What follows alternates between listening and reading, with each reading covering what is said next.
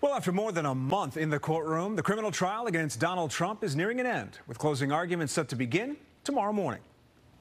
After hearing from 20 witnesses and being shown more than 200 pieces of evidence, jurors in former President Donald Trump's hush money trial are set to hear closing arguments. I can't wait to hear what they're going to say. Closing arguments offer the last chance for Trump's defense team to convince a 12-member jury he's innocent of 34 counts of falsifying business records in an attempt, prosecutors say, to influence the 2016 election. I think the defense argues that they just failed to prove their case beyond and to the exclusion of every reasonable doubt that a not guilty verdict should be forthcoming. Legal experts believe those arguments in the first ever criminal case against the U.S. president could take hours. There'll be a lot of visuals. Under the law, jurors will have to unanimously decide whether to acquit Trump or find him guilty.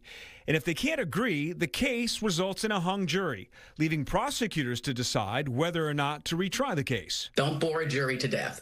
Keep it simple. Keep it, tight. Once a verdict is reached, Politico reports President Biden plans to address the matter. Joe Biden commenting on a state case. The American public understands that this case is nothing more than a political witch hunt against President Trump. Before deliberations begin, Judge Juan Merchan is expected to spend about an hour instructing the jury about what information they can and cannot consider as they decide a verdict.